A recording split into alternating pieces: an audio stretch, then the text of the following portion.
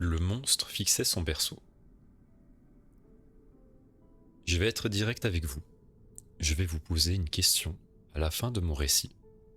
C'est une question à laquelle il est difficile de répondre, mais je ne vous la poserai pas si j'étais moi-même capable d'y répondre. J'ai vraiment besoin que vous me répondiez, car honnêtement, je ne sais pas quoi faire. Avant que je ne m'emmêle les pinceaux, laissez-moi tout vous raconter depuis le début. Après l'université, j'ai déménagé à environ 20 heures de route de mon ancien domicile, dans un autre état. Pour être plus précis, à plus de 1500 km de ma famille la plus proche. Je n'ai pas fait ça parce que j'avais une mauvaise relation avec eux. Non, je pourrais même dire que c'était tout l'inverse. Ils m'avaient toujours soutenu dans mes décisions et mes choix. Je pense que la raison de mon déménagement était simplement que je souhaitais être plus indépendant. Je ne suis pas fier de l'admettre, mais ma famille et moi étions si proches que j'avais l'impression d'étouffer. Je voulais accomplir quelque chose sans avoir l'impression que l'on me l'avait servi sur un plateau d'argent. Alors je suis parti, sans me retourner. Les premières années se sont déroulées sans trop de problèmes. J'ai trouvé un bon appartement, pas trop cher et un travail qui payait plutôt bien. J'ai gardé le contact avec ma famille et je me suis habitué à ma petite vie. Mais au bout d'un moment, à force de les voir vivre leur vie sans moi, j'ai commencé à me sentir seul. Mon frère avait eu sa remise de diplôme et je n'avais même pas pu y assister parce que je travaillais. Mon père et ma mère avaient fêté leur 40e anniversaire de mariage et encore une fois, je n'avais pas pu aller à leur fête parce que j'habitais beaucoup trop loin.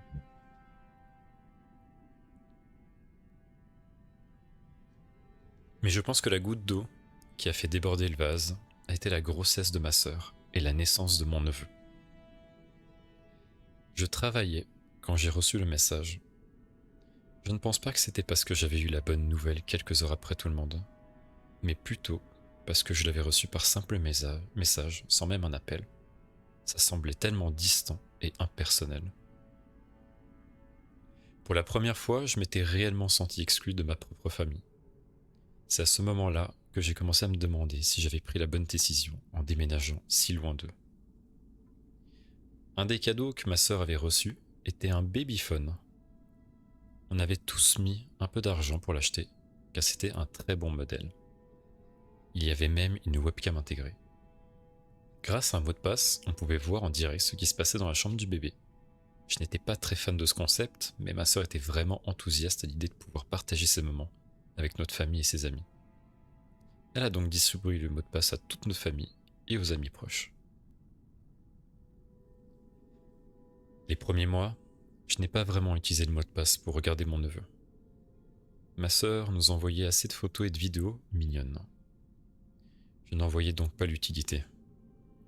Une partie de moi trouvait ça vraiment dérangeant d'avoir le streaming d'un bébé accessible sur internet.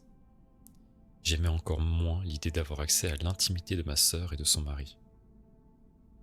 Rien que de les imaginer en train d'essayer de calmer leur bébé au beau milieu de la nuit, sans réellement savoir si quelqu'un les regardait ou non, ça me filait la chair de poule. Comme je vous l'ai dit, les premiers mois, je n'ai pas utilisé la webcam du babyphone. Mais j'ai eu quelques difficultés au travail et j'ai commencé à avoir des insomnies assez sévères. Après plusieurs semaines sans dormir, à tourner encore et encore dans mon lit, j'ai décidé d'aller voir le docteur. Il m'a fait quelques examens, mais n'a rien trouvé d'inquiétant. Incapable de dormir, j'ai commencé à vivre la nuit. Et c'est à ce moment-là que j'ai commencé à regarder le live de la chambre de mon neveu. Avant ça, j'avais tout essayé. J'avais essayé de rendre mes nuits d'insomnie productives.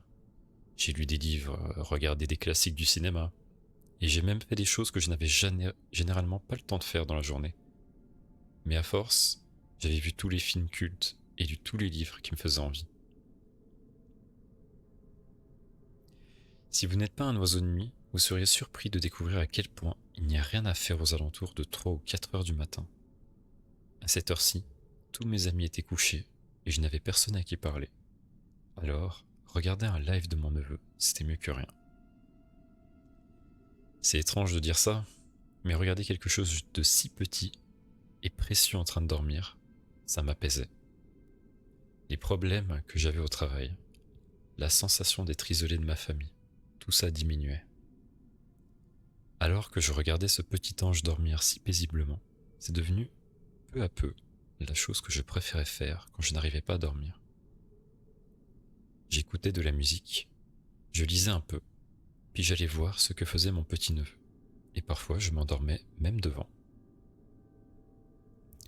Et puis, la première fois que j'ai vu cette chose, cela devait faire au moins un mois que j'avais commencé à avoir mes insomnies. C'était une nuit comme les autres. Je suis sorti du boulot, j'ai regardé quelques films, puis j'ai allumé le live. Environ 1 heure plus tard, alors que j'étais en train de m'endormir, je l'ai vu. Mon neveu dormait paisiblement. La webcam était positionnée sur la tête du berceau, ce qui permettait de voir l'intérieur, mais aussi un petit bout du mur à côté. Il n'y avait pas de son sur la webcam, mais mon neveu a bougé légèrement, comme si quelque chose avait dérangé son sommeil. Cette chose n'est restée là qu'une petite seconde.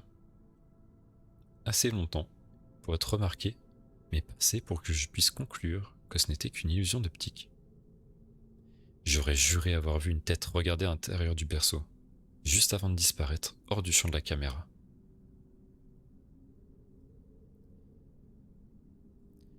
Comme j'étais en train de m'endormir, j'ai frotté mes yeux et j'ai fixé l'écran pendant les 10 minutes suivantes. J'essayais de repérer ce que j'avais vu, mais rien d'autre ne s'est passé. J'ai balayé l'écran encore quelques minutes en me demandant ce que j'avais réellement aperçu. Finalement, j'en ai conclu que c'était juste mon esprit qui me jouait des tours et je suis parti me coucher. En me réveillant le lendemain matin, j'ai repensé à ce que j'avais vu et j'ai rigolé, parce que ça ressemblait clairement à une hallucination due à mon manque de sommeil. J'ai continué ma petite routine, j'ai mangé quelque chose et je suis parti au travail. Je suis rentré très tard ce soir-là. J'étais pratiquement sûr que le stress que je vivais au travail contribuait à mon incapacité à trouver le sommeil. Je me suis connecté à la webcam et j'ai commencé à regarder. J'ai repensé à ce que j'avais cru voir la veille, mais j'ai rapidement essayé de me sortir ça de la tête. Après ça, les nuits se sont enchaînées sans incident. Du moins, jusqu'à la semaine suivante, quand j'ai vu la chose de nouveau. Je revenais d'un bar où j'avais bu quelques verres avec des amis du travail. On avait tous un peu trop bu, mais heureusement pour moi, le bar n'était pas très loin de mon appartement. Je suis arrivé tant bien que mal jusqu'à chez moi, et je me suis assis devant mon ordinateur. Je n'étais pas encore prêt à aller au lit, et honnêtement, l'idée de me coucher et de sentir la pièce tourner autour de moi ne m'attirait pas plus que ça. J'ai vérifié mes emails, et comme à mon habitude, j'ai lancé le live. C'est à ce moment précis que j'ai été certain que cette chose existait vraiment. Le streaming a démarré juste au moment où cette chose était en train de ramper sur le mur opposé au berceau du bébé. C'était petit, de couleur cendrée. Ses membres étaient chétifs et semblaient adhérer au mur. Ça bougeait lentement, comme pour ne pas faire de bruit. Ça faisait environ 1 mètre de long, et sa peau, si on pouvait l'appeler comme ça, avait l'air parfaitement lisse. Mais sur son torse, il y avait des sortes de protubérances. Je pense que le moyen le plus clair de décrire cette chose, c'est-à-dire qu'elle aurait parfaitement sa place dans un rêve tordu de Stephen King. J'ai paniqué et j'ai immédiatement appelé ma sœur. Il y avait clairement quelque chose dans la chambre de mon neveu. J'ai continué à regarder l'écran alors que la chose tournait la tête en direction de la chambre de ma sœur. À mon avis, elle avait entendu le téléphone sonner. L'instant d'après, l'abomination avait disparu. Ma sœur a répondu au téléphone, encore à moitié endormie, déroutée d'avoir été réveillée après avoir enfin réussi à mettre son bébé au lit. Elle a immédiatement su que j'étais bourré à la façon dont je bégayais. Et elle a bien failli raccrocher avant de comprendre ce que j'essayais de lui dire. Je répétais sans arrêt une phrase du genre « Il y a quelque chose dans la chambre du bébé. Je l'ai entendu secouer son mari et l'ai envoyé vérifier. Je lui ai crié de lui donner le téléphone avant qu'il n'y aille. Je lui ai dit de regarder les murs mais aussi sous le berceau. Il a vérifié, mais il n'a rien trouvé.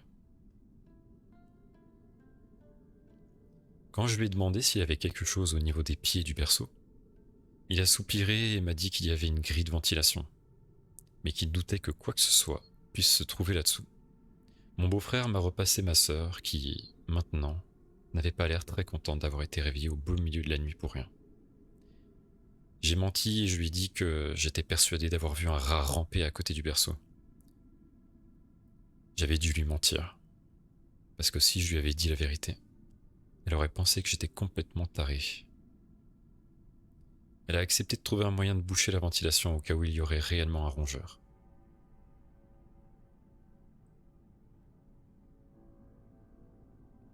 J'ai passé le reste de la nuit à regarder mon neveu dormir, et la chose n'est pas réapparue cette nuit-là. J'ai décidé que mon seul recours était d'attraper cette chose, la main dans le sac, et de faire des captures d'écran comme preuve.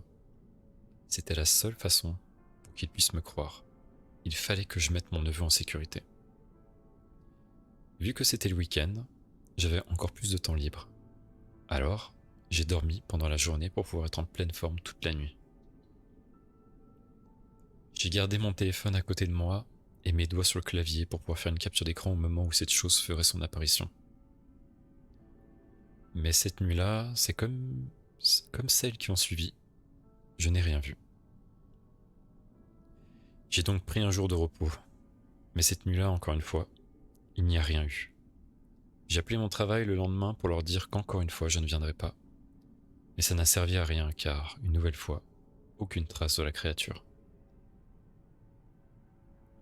Le troisième jour où j'ai appelé mon patron pour lui dire que j'avais besoin d'une journée en plus, il m'a renvoyé. Mais je n'en avais rien à faire. Le plus important pour moi, c'était d'attraper cette chose, pour que mon neveu soit en sécurité. J'ai commencé à me demander si je ne perdais pas la tête après plusieurs nuits sans résultat. Est-ce que j'avais réellement vu quelque chose ou est-ce que j'étais simplement en plein burn-out? Mais je n'ai pas eu à douter encore longtemps de moi-même, car l'abomination a fait sa dernière apparition. Pour être honnête, j'aurais préféré passer ma vie entière à me demander si j'étais fou, plutôt que de revoir cette chose. Je luttais pour ne pas m'endormir, et il était environ 4 heures du matin avant. 4 heures du matin quand elle est réapparue. J'ai été tétanisé en voyant ses membres, semblables à ceux d'une araignée, s'enrouler autour des barreaux du berceau. La chose est montée jusqu'au point le plus haut du berceau et a commencé à fixer mon neveu qui dormait. Je n'arrivais pas à détourner les yeux. Son visage était similaire à celui d'un être humain, mais il n'avait pas de nez. Ma fascination macabre s'est éteinte au moment où la chose est descendue à l'intérieur du berceau de mon neveu. J'ai attrapé mon téléphone portable et j'ai rapidement cherché le numéro de ma sœur. J'ai appuyé sur « Appeler » et j'ai reporté mon attention sur l'écran. À présent, elle surplombait mon neveu comme une araignée qui s'apprête à descendre sur sa proie coincée dans sa toile. Le téléphone sonnait et la chose faisait bouger ses extrémités le long de sa propre poitrine. Pourquoi est-ce que ma sœur ne répondait pas? J'ai vu quelque chose à l'intérieur de la poitrine de cette horreur. Ça bougeait comme un ver. J'avais l'impression que ça essayait de se libérer. Et juste avant que ça ne tombe sur mon neveu, j'ai compris pourquoi ma sœur ne répondait pas. Elle avait sûrement mis son téléphone en silencieux pour ne pas être dérangée dans son sommeil. L'espèce de ver s'est libéré de la créature et est tombé sur la poitrine de mon neveu. Il s'est réveillé et a commencé à pleurer. Mais c'était trop tard. La larve terrifiante cherchait une ouverture où se faufiler, et elle l'a trouvée. Mon neveu a crié alors que le ver avançait dans sa bouche et descendait le long de son œsophage. L'autre créature a regardé vers la webcam pendant un instant, comme si elle savait que je la regardais. C'était la première fois que je me sentais aussi inutile de ma vie. Je n'ai rien pu faire, si ce n'est regarder, alors que l'abomination s'éloignait en laissant mon neveu se débattre contre le verre. La chose a disparu de l'écran juste au moment où la porte de la chambre s'ouvrait. Ma sœur est apparue dans la chambre, elle avait entendu les pleurs et était venue vérifier que son bébé allait bien. Je l'ai regardé soulever mon neveu pour le prendre dans ses bras. Je ne pouvais pas l'entendre, mais j'étais sûr qu'elle chantait. Tout ce que je pouvais faire, c'était les regarder. Elle qui essayait de le calmer, et lui qui pleurait encore. J'avais laissé tomber mon neveu. Je n'avais pas pu le sauver de cette chose. Elle avait implanté quelque chose en lui. Je ne savais pas ce que c'était que cette espèce de verre, et je n'étais pas sûr de vouloir le savoir. Dans la panique, je n'avais même pas pensé à faire des captures d'écran. Et en oubliant ça, c'était comme si j'avais aussi laissé tomber ma sœur. Je n'avais pu protéger personne.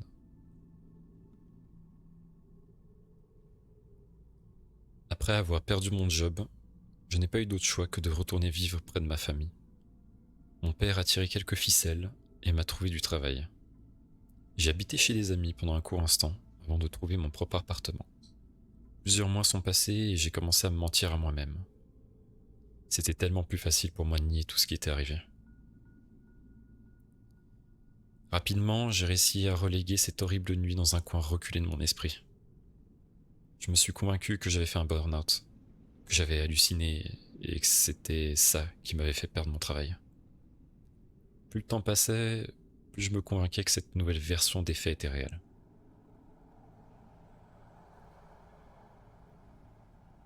Mon neveu a continué à grandir. Il a 2 ans maintenant, et il a l'air en parfaite santé. Il est adorable. Pendant les moments où je n'arrivais pas à me convaincre que j'avais tout imaginé, je me consolais en me disant que cette larve n'avait pas eu d'effet négatif sur lui. Si je parle au passé, c'est que ce n'est plus le cas aujourd'hui. Tout s'est produit quand ma sœur a déposé mon neveu chez moi quelques heures, pendant qu'elle partait se relaxer dans un spa. Je la laissais sauter sur mes genoux et je lui faisais des grimaces pour la faire rire. Et alors qu'on était en face à face, j'ai vu quelque chose d'horrible. Il a cligné des yeux et une espèce de membrane est apparue verticalement. Au même moment, j'aurais juré avoir vu quelque chose se déplacer au niveau de sa poitrine, juste sous son corps. On aurait dit qu'il avait un serpent qui se baladait sous sa peau, en se cachant dans sa chair. Ça fait plusieurs minutes que je vous raconte ça. Et pendant tout ce temps, la seule chose à laquelle j'ai pu penser, c'était à cet oiseau, le coucou gris. Vous voyez, le coucou gris est un oiseau qui élève rarement ses propres petits. Au lieu de ça, il se glisse dans le nid d'un autre oiseau et il dépose ses œufs. Une fois qu'ils éclosent, les bébés coucous font tomber leurs faux frères et sœurs hors du nid. Et les parents adoptifs restent à élever ces petits imposteurs. Je me dis que c'est exactement ce que cette chose a fait, et que maintenant ma sœur et son mari sont en train de prendre soin de sa progéniture. Maintenant, passons à la question que je dois vous poser. Cela fait un moment que je réfléchis à ce que je dois faire de lui. Ce n'est plus l'enfant de ma sœur, plus maintenant. Ce n'est plus mon neveu. C'est la chose qui a tué mon neveu. C'est la chose qui va grandir pour implanter et tuer d'autres pauvres enfants. Mon Dieu, je n'arrive pas à croire que je dis ça, mais je dois en finir avec lui, n'est-ce pas? Je ne peux pas le laisser grandir et se propager. Combien de ces abominations sont en vie à l'heure où je vous parle, en train d'imiter les faits et gestes des pauvres âmes dont elles sont emparées? J'ai l'impression de perdre complètement la tête. Que tout ça n'est pas réel. C'est impossible que quelque chose comme ça arrive, s'il vous plaît. Dites-moi que j'ai perdu la tête. Dites-moi que tout ça n'est que le fruit de mon imagination. S'il vous plaît, dites-moi que je ne dois pas faire ce que je pense faire avec l'oreiller qui se trouve juste à côté de moi. Le voisin sans visage. Le récit qui va suivre est basé sur un véritable témoignage. Cette histoire est terrifiante, car ce qui est arrivé à cet homme aurait pu vous arriver à vous dans le chat, ok? Imaginez une maison paisible, dans un quartier tranquille du Texas. Un père célibataire qui tente de créer un foyer sûr pour ses 2 jeunes enfants. Mais la paix est fragile, et parfois, ce sont les choses que nous voyons à peine, dans l'obscurité, qui marquent le début d'un cauchemar.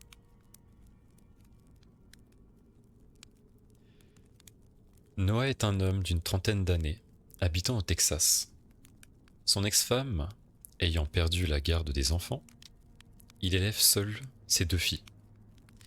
Et à vrai dire, cela lui convient parfaitement. Tout a commencé une nuit calme, une de ces nuits où tout semble ordinaire. Jessica, 4 ans, réveilla son père en pleurant. Pas des pleurs habituels, mais ceux d'un enfant terrifié. Le père ayant l'habitude d'être réveillé par les pleurs de son fils qui cauchemarde souvent, il se leva pour le consoler.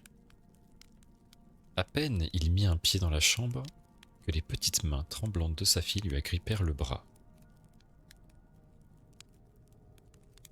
Le voisin, il me regarde et il me fait des grimaces. Le père, surpris, s'assit dans son lit. Jessica était connue pour son imagination débordante. Des monstres cachés sous le lit, des ombres menaçantes dans le placard. Enfin bref, la panoplie quoi. Classique des peurs d'un enfant de 4 ans.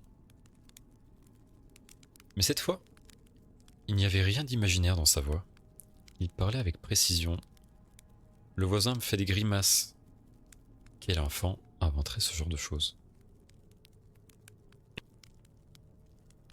Malgré sa fatigue, le père resta quelques minutes avec son fils pour le rassurer. Anna, la grande sœur de Jessica, était déjà réveillée, assise sur son lit superposé. Elle se pencha dans le vide et fit dépasser sa tête. Enfin, tout juste assez pour faire dépasser ses yeux. Elle regardait sa petite sœur avec un mélange de frustration et d'épuisement. Encore un cauchemar? Ah, j'en peux plus, je dors jamais à cause d'elle.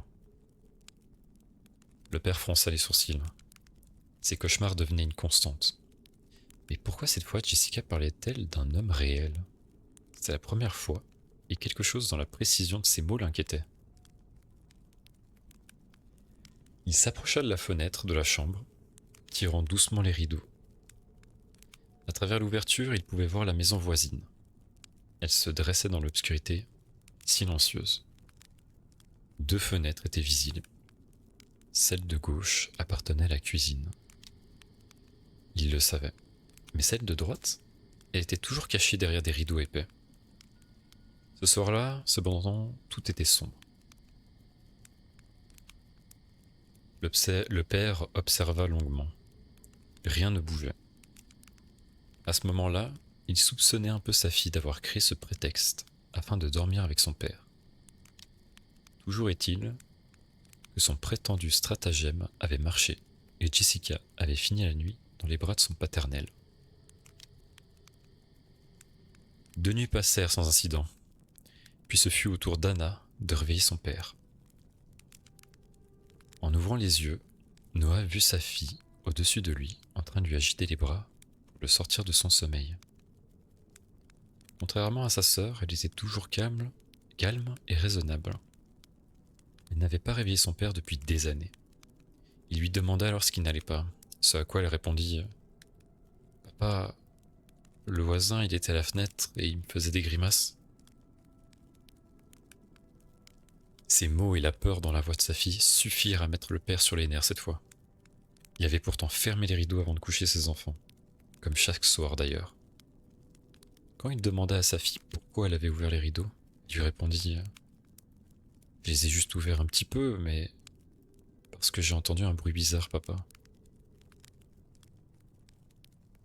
Anna raconta qu'elle avait entendu un bruit étrange, comme un léger cliquetis. Son père lui demanda à quoi ressemblait ce bruit. Elle répondit tchic, tchic, tchic. Curieuse, elle avait légèrement entrouvert les rideaux.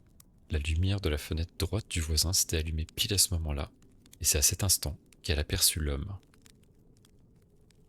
Il souriait, mais pas un sourire normal, et il faisait un geste bizarre avec ses doigts. Noah lui a alors demandé quel type de grimace faisait le voisin, qui soit en passant, connaissait très peu et qu'il n'avait quasiment jamais vu. Anna a réfléchi un peu, puis a fait une expression que Noah ne souhaite jamais revoir sur le visage de ses enfants, ni sur celui de qui que ce soit d'ailleurs. Elle a commencé par sourire, en montrant ses 2 rangées de dents, en laissant un léger espace entre ceux-ci. Puis, elle a enfoncé les sourcils de manière très exagérée, tout en inclinant légèrement son visage vers lui. Elle leva la main et, avec son majeur et son index, mima une silhouette marchant sur un chemin imaginaire à l'horizontale. Ses doigts se déplaçaient lentement, mécaniquement, en ligne droite. Ce simple mouvement, accompagné de la description de son sourire grotesque, fit naître un frisson d'angoisse chez le père. « Arrête, Anna, ne fais plus ça. » Bien qu'énervé et très confus, Noah se posa 10 000 questions en l'espace de quelques secondes. Pourquoi son voisin faisait-il cela? Est-ce que cette espèce d'ermite était dérangée? Voulait-il faire peur à sa fille? Jouer avec elle? Peut-être ne pensait-il pas à mal? Énervé et surtout confus, il finit par conclure que de toute façon, même s'il allait voir la police, il n'aurait rien pu reprocher à son voisin puisqu'il n'avait rien fait d'illégal et surtout, il n'avait rien vu de la scène. Le lendemain matin, le père prit une décision. Il ne pouvait pas ignorer ce que ses enfants lui avaient raconté. Après avoir déposé Jessica et Anna à l'école, il se rendit directement chez son voisin. Parce que, bien qu'il ne puisse pas appeler la police dans ce genre de circonstances, et de toute façon les appeler aurait été finalement assez ridicule, il décida d'en parler directement avec le principal intéressé, afin d'essayer de mieux comprendre cette étrange situation. Sa voiture était garée dans l'allée, comme d'habitude, mais la maison semblait étrangement silencieuse pour quelqu'un qui ne sortait quasiment jamais de chez lui.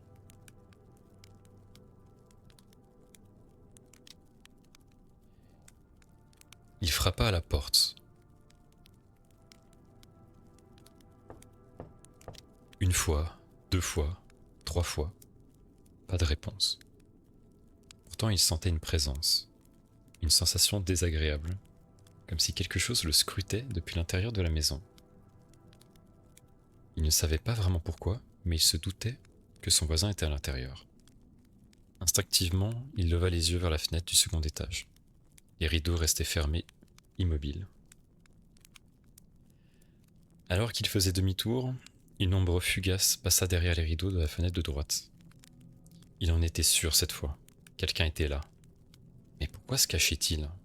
Était-ce de la simple timidité ou quelque chose de plus inquiétant? Peut-être avait-il quelque chose à se reprocher finalement. Toujours est-il que cela ne rassure pas Noah. « Je sais que tu es là, » Noah murmura à lui-même. Il attendit un instant, espérant un mouvement, une explication, mais rien ne vint. La sensation oppressante ne le quittait pas. Alors qu'il retourna à sa voiture, il jeta un dernier coup d'œil par-dessus son épaule. Et là, dans la pénombre de la fenêtre, il crut discerner quelque chose. Pas un visage, juste un sourire, large, grotesque et absolument immobile. L'émail de ses dents reflétant le peu de lumière. De quoi mettre Noah encore plus mal à l'aise et surtout plus en rogne.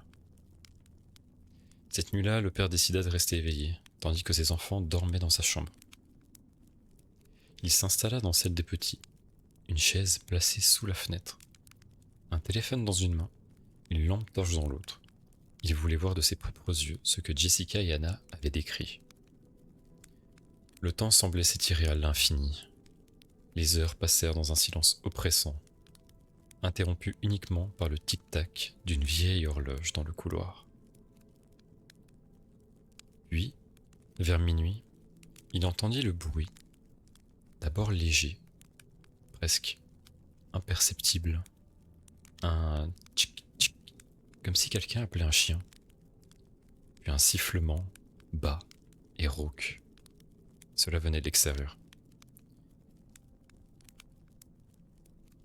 Son cœur s'accéléra. Lentement, il écarta les rideaux d'un geste sûr et rapide.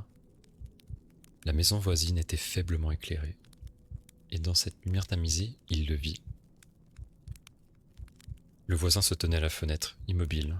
Son visage, illuminé par une lumière jaunâtre et faible, semblait déformé.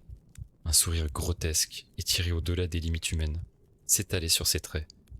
Mais ce n'était pas seulement le sourire, ses doigts tendus et raides exécutaient ce geste étrange qu'Anna avait décrit. Ses deux doigts mimaient une marche lente et mécanique, avançant sur une surface imaginaire. Avec son autre main, il agitait quelque chose que le père n'arrivait pas à percevoir dans la pénombre. Mais qu'est-ce que... Puis le voisin cessa son mouvement, après avoir certainement compris qu'il s'agissait du père. Ses doigts restèrent suspendus en l'air, et lentement, il tourna la tête vers le père afin de le regarder droit dans les yeux d'un regard terrifiant. Le sourire de l'homme disparut, laissant place à une expression de rage froide en l'espace d'un instant. Il leva un bras et claqua la vitre avec animosité. L'homme attrapa violemment les rideaux et les tira, plongeant à nouveau la pièce dans l'obscurité. Noah ne se rendit pas bien compte de ce qu'il venait de voir, mais ce qui est sûr, c'est que cela avait été terriblement effrayant. Le lendemain matin, alors que le père se levait pour préparer les enfants, il entra dans leur chambre pour vérifier les fenêtres. Ce qu'il découvrit le fit reculer d'horreur. Des empreintes de pieds ensanglantées s'étalaient sur les murs, pas sur le sol. Elles semblaient faire le tour de la pièce horizontalement, comme si quelqu'un avait marché à même le mur, défiant la gravité. Les traces, d'une netteté effrayante et d'un rouge éclatant, étaient à hauteur d'épaule, voire même de tête, et s'arrêtaient juste au niveau de la porte. Il passa une main tremblante sur son front, essayant de comprendre. Il vérifia les fenêtres, les portes, tout était verrouillé. Personne n'avait pu entrer, et pourtant les traces étaient bien réelles. Noah, qui était déjà perturbé des récents événements, se retrouve désormais dans l'incompréhension totale. Ça n'a aucun sens, mais comment c'est possible, se dit-il. Il nettoyait les murs en silence, ne disant rien à ses enfants. Mais la peur s'était installée en lui. Ce n'était plus un simple voisin étrange, quelque chose de plus sinistre était à l'œuvre. Le père de famille qu'était Noah ne pouvait plus rester passif. Après avoir aperçu de nouveau le voisin à la fenêtre, il prit une décision. Il appela la police, leur expliquant tout. Les sourires, les gestes, les traces sur le mur. Les policiers arrivèrent en moins de 20 minutes. Rapidement, 2 agents entrèrent dans la maison voisine, arme à la main, après avoir toqué une 20aine de fois, tout en demandant à l'homme d'ouvrir. Le père observait depuis la fenêtre, son souffle suspendu. Quelques minutes plus tard, les agents sortirent, leurs visages fermés, mais choqués. Noah avait compris qu'ils avaient vu quelque chose de pas normal. Il descenda alors pour leur demander si tout allait bien. Les policiers lui dirent seulement 2 choses qui ont suffi à Noah pour le figer sur place. Votre voisin est mort depuis une semaine au moins. Ces mots le frappèrent comme un coup de tonnerre. Mort? Mais alors, qui ou quoi avait souri à la fenêtre? Qui avait laissé ses traces ensanglantées sur les murs? Le détail final glaça son sang. Le corps du voisin avait été retrouvé dans sa chambre, mais il manquait quelque chose à son corps. Il lui manquait ses pieds.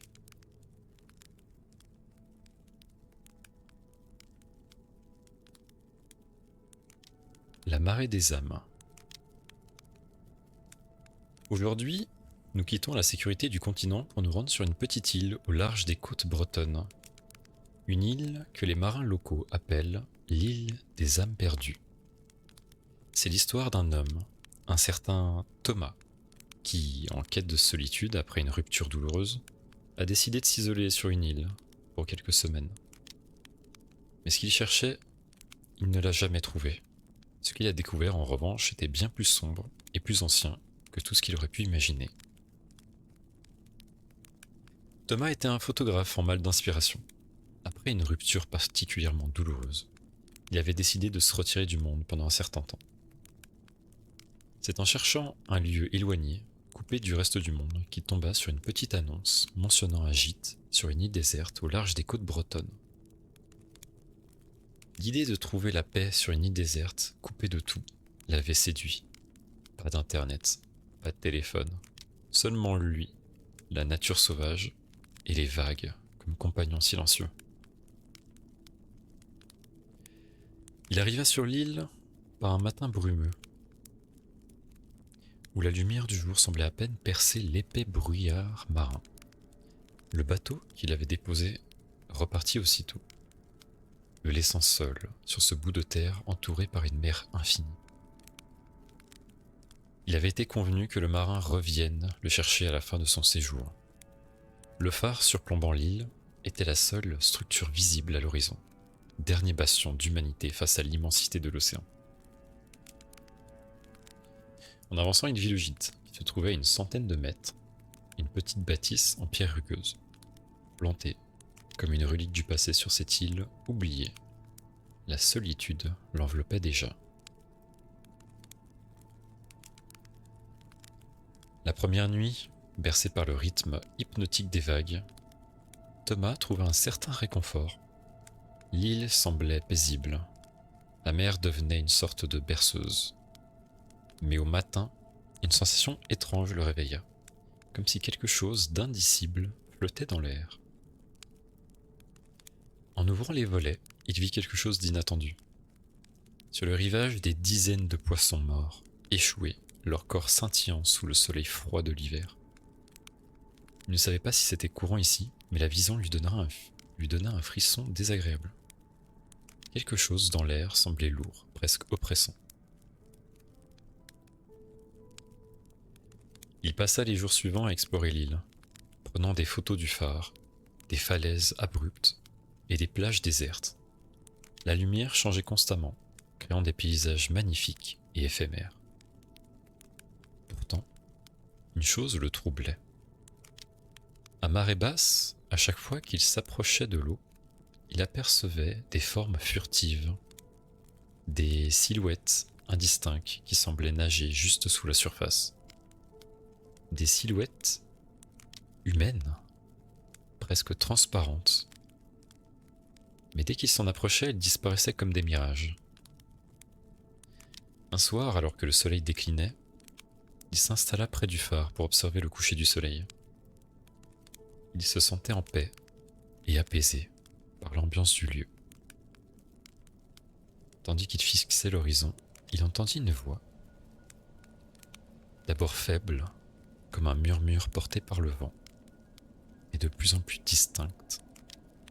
Il se redressa, cherchant d'où cela pouvait venir. C'était une voix féminine, lointaine, presque plaintive.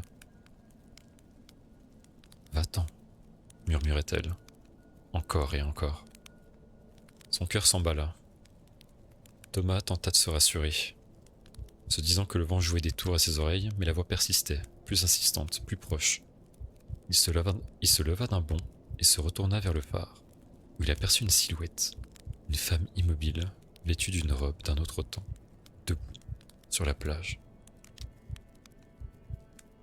Ses cheveux étaient mouillés, comme si elle venait de sortir de l'eau. Thomas la fixait un moment, paralysé, incapable de comprendre ce qu'il voyait. D'où venait-elle ? Était-elle en danger ? Puis soudainement, elle disparut, se dissolvant dans l'air comme une vapeur. Ce qui suivit fut encore plus perturbant pour Thomas. Chaque nuit, à marée haute, les vagues semblaient se rapprocher dangereusement de la maison. Le bruit de l'eau, au lieu de le calmer, devint un martèlement constant, presque violent. Et toujours cette voix, entrecoupée de gémissements, résonnait dans le vent. Thomas commença à perdre la notion du temps. Les journées lui semblaient interminables, et les nuits, peuplées de cauchemars dans lesquels il se noyait encore et encore. Une nuit, incapable de dormir, et un peu agacé de ces cauchemars constants, il sortit de la maison pour aller vers la mer. La lune éclairait à peine l'île, et la marée était montée plus haut que d'habitude. Mais ce qu'il vit sur la plage le glaça de froid. Des traces de pas venant de la mer et remontant vers le phare.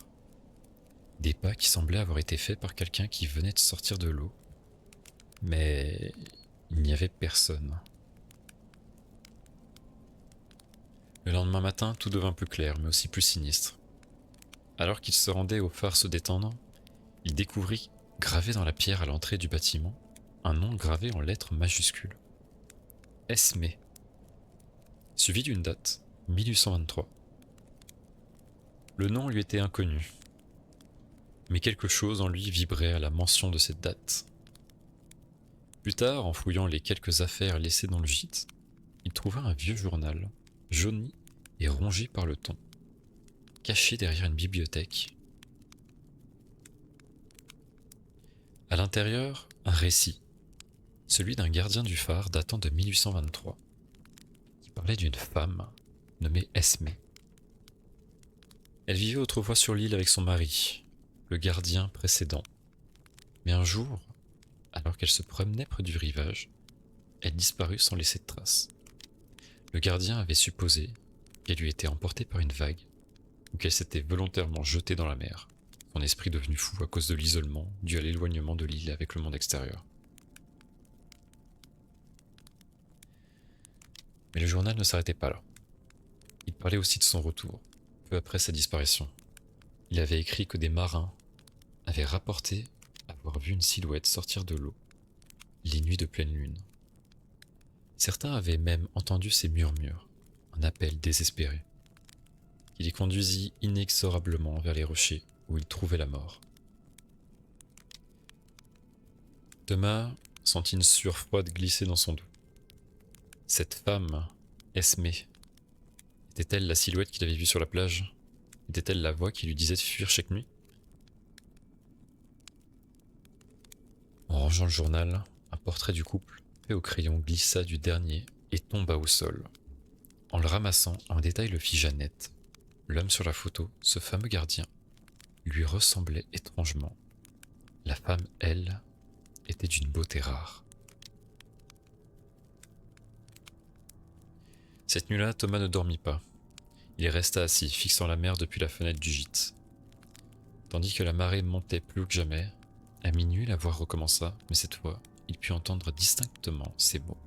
« Va-t'en, pars, le phare. » Le vent siffla autour de la maison, et les vagues, en dessous, semblaient déchaînées, comme si elles cherchaient à tout détruire sur leur passage. Puis il la vit, Esme, debout sur la plage, ses yeux fixés sur lui. Mais elle ne disparut pas cette fois. Elle fit un pas, puis un autre, se dirigeant lentement vers la maison. Ses pieds, nus, traînant dans le sable humide. Thomas se recula, la gorge serrée. La porte du gîte claqua sous l'effet du vent. Une fois Thomas à l'intérieur, il savait que ce n'était pas le vent, et se mettait là, et elle voulait qu'il la suive. Alors qu'il entendait ses pas sur le gravier près de la porte,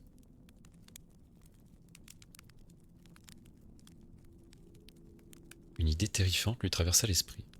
Et si ce n'était pas lui qu'elle cherchait, mais quelqu'un d'autre? Un autre gardien, une autre âme perdue, piégée par l'île, son amant peut-être? Mais avant qu'il puisse trouver une réponse, la porte s'ouvrit d'un coup. L'air salé s'engouffra dans la pièce et Thomas se précipita dehors. Les vagues étaient encore plus hautes, les vents hurlants, et Esme se tenait désormais à l'entrée du gîte, ses yeux fixés sur lui, pointant du doigt le phare. Imaginez, son visage était pâle, ses vêtements détrempés par l'eau de mer, comme si elle venait tout juste de sortir des profondeurs. Son regard semblait vide, mais ses lèvres bougeaient formant le même appel qui ne parvenait plus à atteindre ses oreilles, comme un écho déformé par les éléments.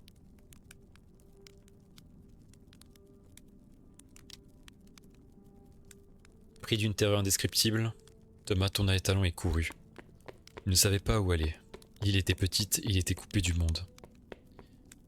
Mais il sentait qu'il devait s'éloigner du phare, s'éloigner d'elle. Ses pieds martelaient le sol rocailleux tandis qu'il dévalait la pente en direction de la plage.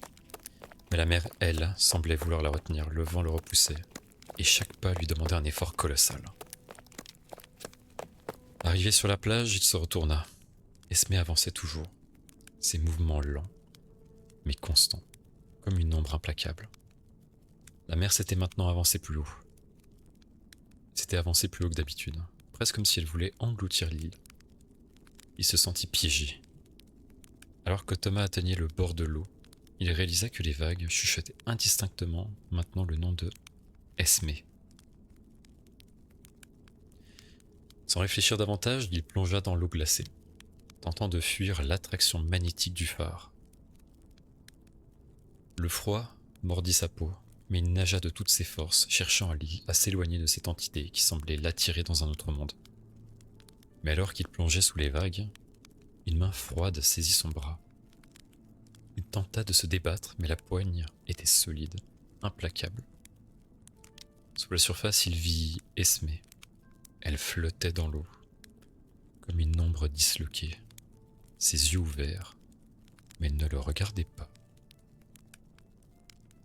Elle était prisonnière, piégée par quelque chose de plus grand qu'elle, par cette mer qui semblait l'appeler sans cesse. Et d'un coup, elle lâcha. Thomas perdit connaissance. Quand il ouvra les yeux, il était désormais tout en haut du phare, seul. Il faisait désormais jour et l'île entière semblait avoir été recouverte par les vagues. Il regagna la plage, son corps tremblant de froid et de peur. Le ciel était maintenant d'un noir profond et la mer d'un calme étrange, comme si rien ne s'était passé. En s'approchant du gîte, il remarqua que sa pierre était trempée et tout à l'intérieur avait semblé être englouti par l'océan. Le lendemain matin, le bateau arriva pour le ramener. Le pêcheur, silencieux, ne posa aucune question. Thomas, quant à lui, ne dit rien de ce qu'il avait vécu. Mais alors que le bateau s'éloignait, il regarda l'île pour la dernière fois. Le phare se dressait toujours, et à côté du gîte, Esmé. Elle semblait réelle cette fois, faite de chair et de sang. Il put distinguer sur son visage un sourire angélique. Esmé dégageait une sensation paisible. Il comprit alors, comme un éclair de génie, le véritable danger, c'était cette mer déchaînée, qui avait semblé vouloir l'engloutir comme elle l'avait fait sans doute avec Esmé. Cette dernière l'avait sauvé de la noyade et d'une mort certaine. Son but, dès le départ, était de l'avertir et de lui dire de rejoindre le phare, là où les vagues n'auraient pas pu l'atteindre. Il sourit à son tour et murmura « Merci ». Esmé leva la main, le saluant, puis disparut dans le flou de l'horizon.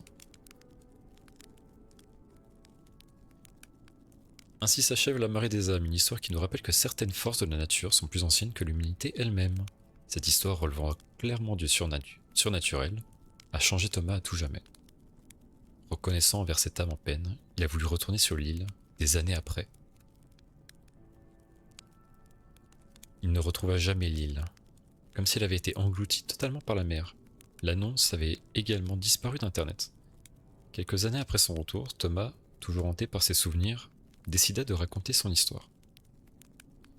Il espérait que mettre des mots sur cette expérience surnaturelle l'aiderait à tourner la page. Mais malgré ses efforts, l'île des âmes perdues continuait de le tourmenter. Un jour, lors d'une exposition photo à Paris, une femme, au visage étrangement familier, s'approcha de lui. Elle tenait un livre à la main, un vieux grimoire poussiéreux. Ses yeux étaient graves, et pourtant une lumière familière brillait dans son regard. Elle tendit le livre à Thomas, sans un mot.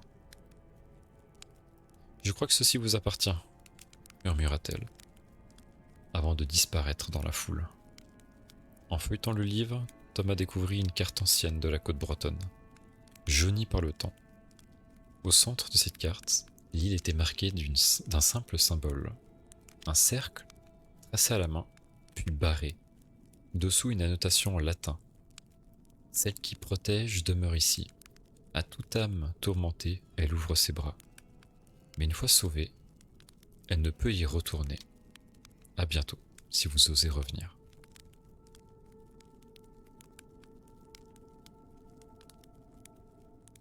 Pauline est une femme de ménage, travaillant dans un hôtel depuis maintenant tant d'années, qu'elle ne pourrait les compter. Elle connaît sa routine par cœur. Nous sommes le 17 avril 2018, et ce jour-là, comme tous les précédents, elle commence sa journée en parcourant les couloirs de l'hôtel, cherchant les poignées sur lesquelles sont accrochés un accroche-porte du côté où il écrit « Merci de faire ma chambre ».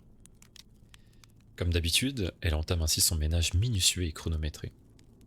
À 13h, elle les a toutes astiquées, sauf une, la dernière chambre du dernier étage, la 312. Et pour cause, il n'y avait pas d'accroche-porte sur la poignée. Pourtant, elle avait bien vérifié. La chambre est occupée. Cela arrive d'oublier d'indiquer son absence, ce n'est pas grave. Elle toqua.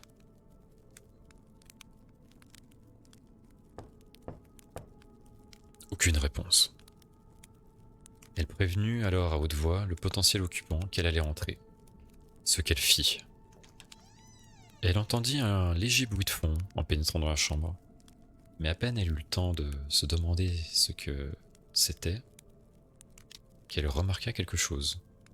Bizarre, le lit est fait et les rideaux sont grands ouverts. La chambre semble ne pas avoir été occupée. Du moins, jusqu'à ce qu'elle aperçoive un téléphone sur le lit. Il est branché sur secteur et l'écran est déverrouillé. Curieuse, elle s'en approche. Sur l'écran figure un fichier nommé « Écoutez-moi ». Pauline n'était pas du genre à vouloir s'attirer des ennuis et n'aimait pas s'introduire dans la vie des gens. Le comble pour une ancienne journaliste. Mais cette fois, et elle ne saurait expliquer pourquoi, c'était différent. Elle hésita à aller donner ce smartphone à la réception, mais elle ne put s'empêcher de cliquer sur le fichier audio. Elle soupira, se disant qu'elle allait trop loin et que cela ne la regardait pas. Mais après tout, c'était écrit « Écoutez-moi », alors c'était la moindre des choses d'écouter cet enregistrement, non? Enfin bon, quoi qu'il en soit, Pauline appuya sur le bouton « Play ». C'est la voix d'un homme que contient cet audio, et voici ce qu'il raconte. On dit souvent que notre esprit nous joue des tours quand on est fatigué, que l'alcool et la nuit déforment notre perception, nous font voir des choses qui ne sont pas réelles. Mais cette nuit-là, ce que j'ai vécu, ce que j'ai vu, ce n'était pas un simple délire dû à l'épuisement, c'était autre chose. Quelque chose qui ne devrait pas exister.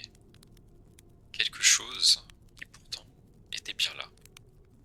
Je m'appelle André, j'ai 29 ans, je vis à Paris, dans un appartement sans prétention, situé au 3e étage d'un immeuble vieillot. Mur blanc, parquet grince, voisin discret. J'y vis depuis 6 mois avec Adrien, mon colocataire. La coloc, André et Adrien, ça sonne bien. Ouais, qu'est-ce que je raconte? Bref, on s'est rencontrés sur un groupe Facebook de recherche d'appart. Et on s'entend bien, pas des amis proches, mais une cohabitation facile. Chacun sa vie, ses horaires, son espace, ça nous va parfaitement. Je bosse dans une boîte de marketing digital, un taf correct, pas passionnant, mais qui paye les factures. Mes journées sont rythmées, pas des réunions interminables, des mails sans fin et une machine à café qui fait plus de bruit que la circulation en bas de chez moi. J'aime bien sortir après le boulot, me poser dans un bar avec des collègues, évacuer la pression. Parfois un peu trop, comme hier soir. Il était presque minuit quand je suis rentré, 3 pintes, peut-être 4. Pas complètement ivre, mais pas assez pour sentir la fatigue me tomber dessus comme une chape de plomb. La montée des escaliers me parut plus longue que d'habitude. Mon corps était lourd, mon esprit engourdi. J'avais hâte de m'écrouler sur mon lit et de sombrer. J'ouvris la porte de l'appart et laissai échapper un soupir en jetant mon sac sur le canapé. L'endroit était silencieux, plongé dans la pénombre, seulement éclairé par la lumière orangée des réverbères filtrant à travers les rideaux. J'avais cette mauvaise habitude. Quand je rentrais tard, j'aimais bien allumer une vidéo YouTube en bruit de fond. Pas forcément un truc que je regardais, juste une voix, un son, pour éviter ce silence pesant qui me donnait parfois l'impression d'être seul au monde. Je lançais une vidéo de voyage, un vlog, sur une croisière de luxe, je crois, et me laissais tomber sur le canapé. Mon téléphone vibra une dernière fois avant que je ne le pose sur la table basse.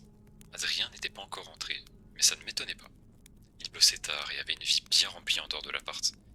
À vrai dire, je ne sais même pas vraiment dans quoi il travaille. Je m'enfonçais dans les coussins, laissant mes paupières se fermer. La voix du youtubeur, le léger grésillement de l'enceinte, tout ça formait un cocon rassurant. J'étais sur le point de sombrer quand j'entendis la porte d'entrée s'ouvrir. J'ouvris les yeux, lentement, juste assez pour voir Adrien entrer, déposer son manteau sur le porte-manteau et traverser l'entrée sans un mot. Son ombre glissa dans le couloir, direction sa chambre. Je fermai les yeux. Puis quelques minutes plus tard, j'entendis la douche se mettre en marche. Encore une fois, rien d'anormal. J'étais à mi-chemin entre l'éveil et le sommeil, la tête lourde, les pensées brumeuses. La voix sur YouTube continuait son monologue sur la gastronomie à bord du paquebot. L'eau coulait dans la salle de bain, tout était paisible. Puis tout devint noir. J'ouvris les yeux en sursaut, mon corps était engourdi, mon souffle court. J'avais cette sensation désagréable d'avoir dormi trop profondément, d'être sorti d'un rêve confus. L'appartement était plongé dans l'obscurité, mon téléphone affichait 3h24. J'avais soif, ma bouche était sèche, mon crâne me lançait. Je me levais péniblement et avançais vers la cuisine. Puis, je m'arrêtai net. Le bruit de la douche résonnait toujours. Un frisson glacé remonta le long de ma colonne vertébrale. 3 heures. 3 putains d'heures que l'eau coulait. Bordel, il paie l'eau chaude lui aussi. Je clignais des yeux essayant de rassembler mes esprits. Peut-être qu'Adrien avait oublié de l'éteindre. Peut-être qu'il s'était endormi. J'hésitais quelques secondes avant d'avancer vers sa chambre. Je toquai doucement à la porte. Adrien ? Aucune réponse. J'appuyai mon oreille contre le bois. Pas un bruit. Pas un souffle. Juste le son distant de la douche. Je sortis mon téléphone et ouvris nos messages. Un frisson d'angoisse me saisit en voyant une notification non lue. Je vais encore finir ma nuit au taf. Je devrais être de retour au demain matin. À demain. Message envoyé à 1h14. Je sentis mon estomac se contracter. Mes doigts tremblèrent légèrement, tandis que je relevais la tête vers la salle de bain. La porte était fermée. De la buée s'échappait sous l'interstice, rampant lentement sur le sol, comme une chose vivante. Mon cœur se mit à battre plus fort. Mes pensées s'entrechoquaient. Il y avait une explication logique forcément. Mais une autre voix, plus sourde, plus primale, me soufflait une autre vérité. Si Adrien n'est pas là, alors qui est sous la douche ?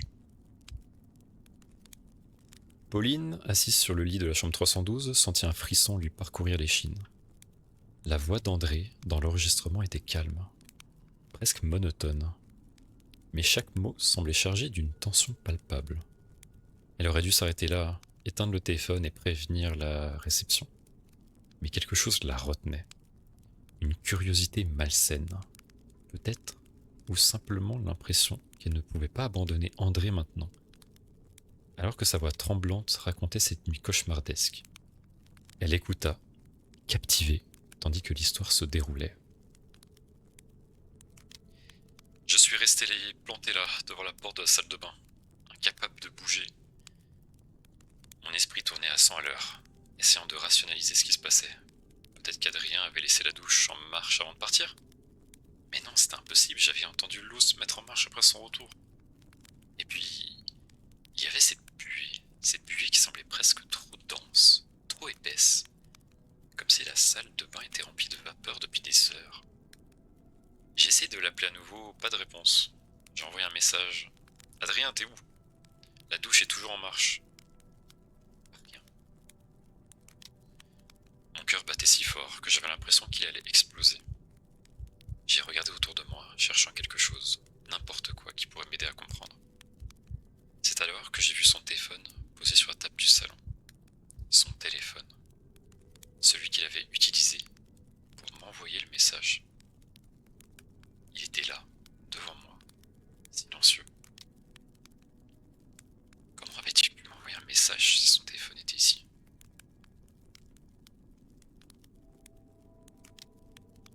Je me suis approché, les mains tremblantes, et j'ai pris l'appareil.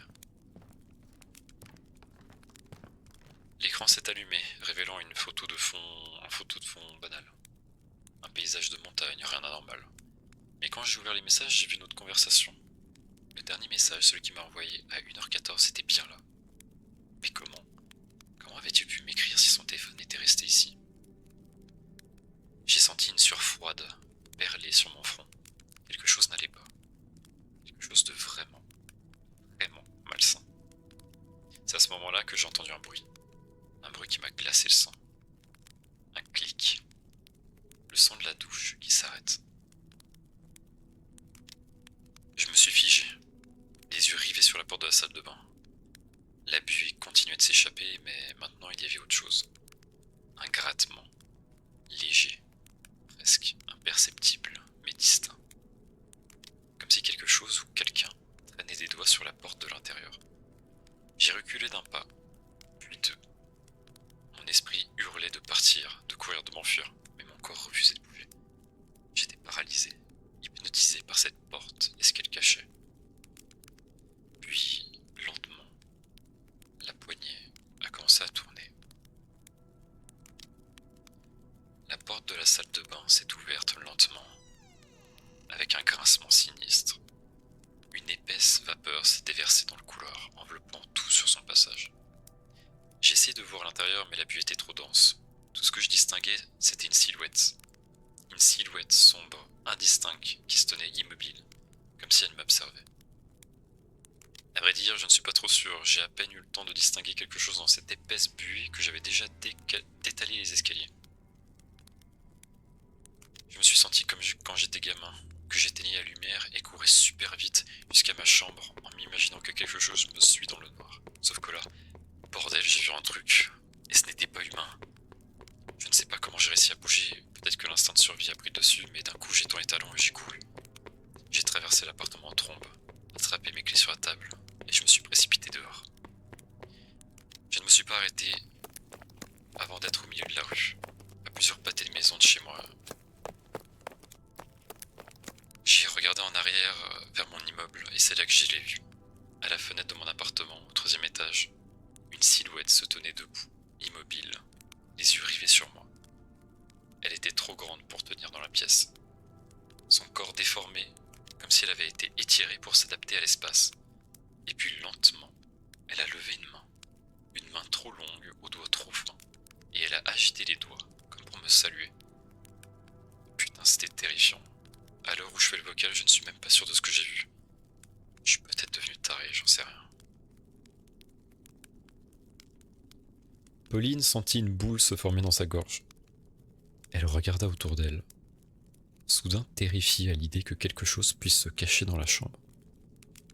La voix d'André reprit, plus faible cette fois, comme s'il racontait la fin d'un cauchemar dont il ne pouvait pas se réveiller.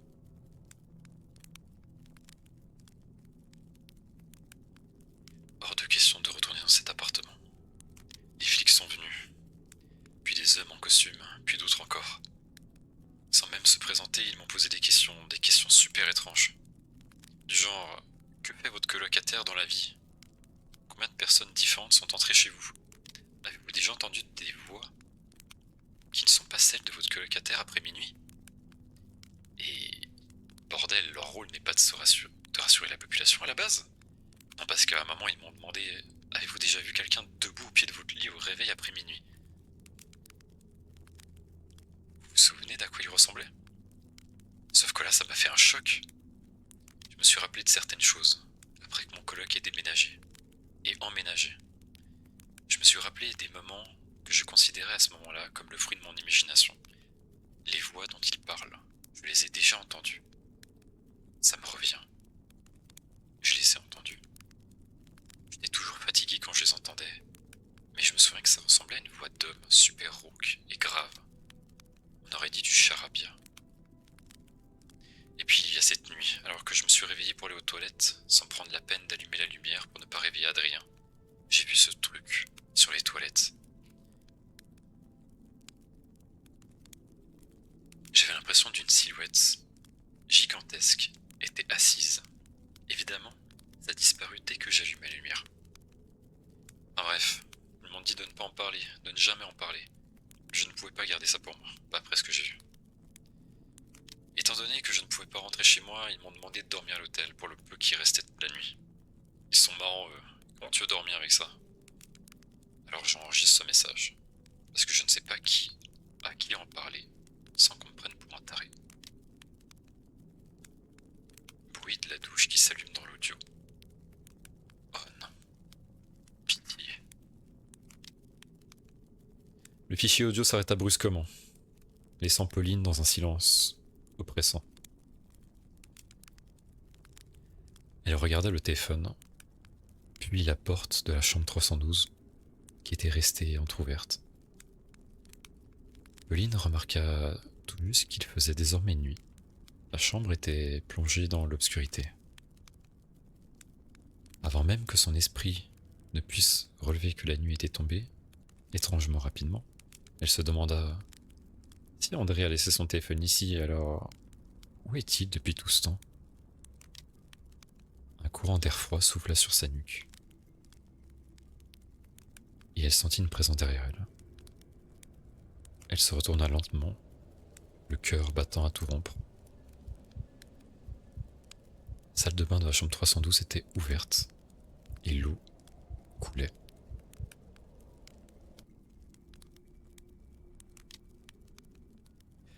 La forêt des pendus, l'histoire de la dernière sorcière.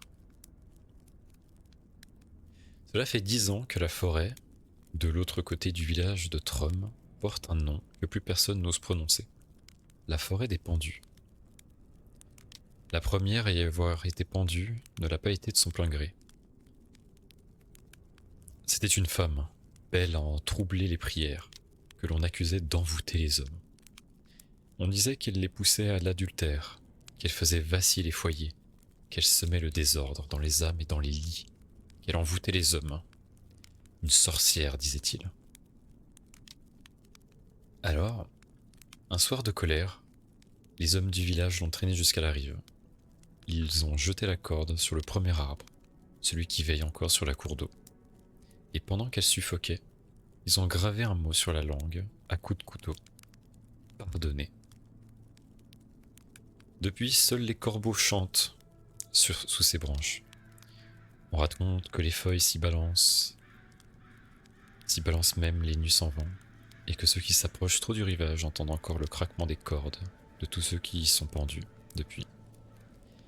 Car cet événement n'a été que le premier d'une longue série.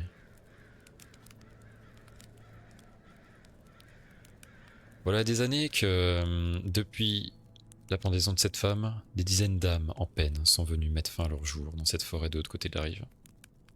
C'est ce qui lui a valu son nom de la forêt des pendus. C'est ici que commence cette histoire.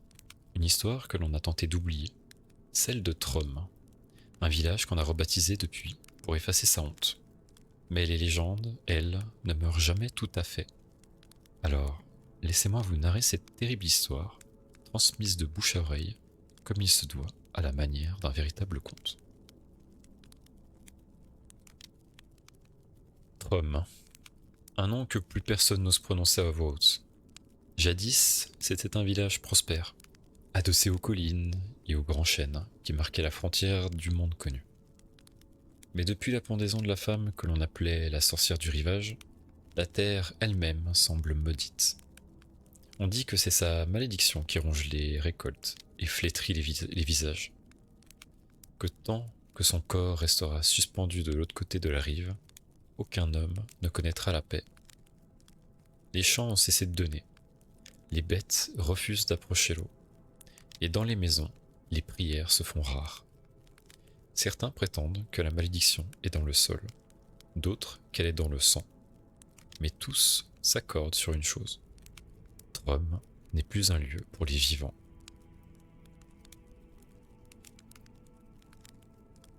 Peu à peu, les familles ont quitté le village. Ceux qui restent survivent à moitié, entre faim, superstition et silence. La peur a pris la place de la foi. Et quand la nuit tombe, on entend parfois, au loin, les cordes dans la forêt, comme si le vent tirait encore sur les pendus. Il y a pourtant plus inquiétant encore que le vent. Depuis des années, des villageois quittent le village sans dire un mot. Ils partent au crépuscule, prenant la route du nord, et disparaissent dans la brume. Tous ceux qui n'en peuvent plus finissent par emprunter le chemin du Nord. Un chemin dont nul n'est jamais revenu pour mettre fin à leur jour, éreintés par cette malédiction ou la vie elle-même, dit-on. C'est là-bas qu'on aurait été aperçu le passeur. C'est là-bas qu'aurait été aperçu le passeur. Un homme silencieux, habillé au bord du fleuve. On dit qu'il traverse les âmes, en peine, contre quelques pièces d'or, à la forêt des pendus. Une entreprise plutôt lucrative, dans un endroit aussi macabre qu'Ottrum. Archibald connaissait cette histoire. Tout le monde la connaissait. Mais lorsqu'Eleana, sa femme, disparut à son tour, il commença à y croire. Il passa la journée à la chercher, le cœur battant, les mains tremblantes, appelant son nom dans le vent. Et quand la nuit fut tombée tout à fait, alors qu'il s'apprêtait à rentrer, il entendit pour la première fois les sanglots de la rive.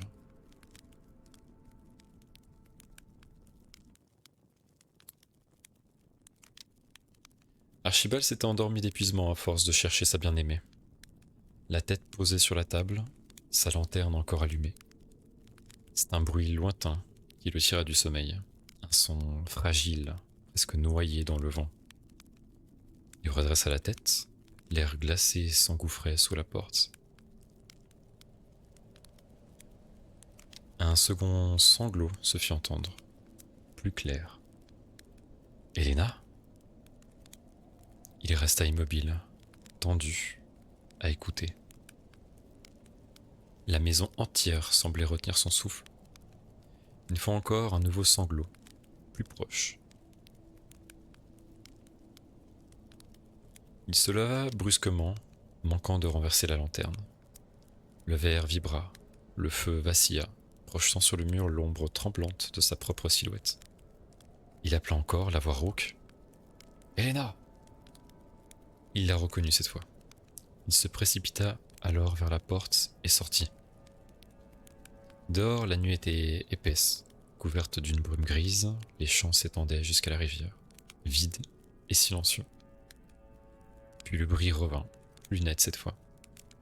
Un pleur étouffé, porté par le vent depuis la rive. « Mon Dieu !» murmura l'homme. Archibald s'élança. Ses bottes s'enfonçaient dans la boue. L'eau lui fouettait les chevilles. À chaque pas, la brume se refermait un peu plus autour de lui. « Elena, où es-tu » Une voix féminine parvint jusqu'à ses oreilles, comme portée par le vent. « Viens avec moi. » Il s'arrêta net. La voix semblait venir de partout à la fois.